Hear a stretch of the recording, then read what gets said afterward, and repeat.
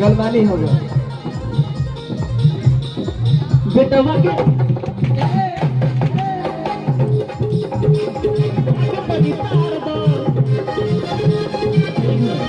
अब तुम्हार बारी एक एक से आओ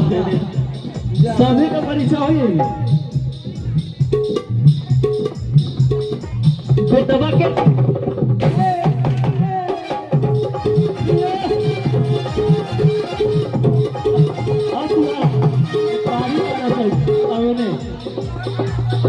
यही में मजा आई सभी लोग देखिए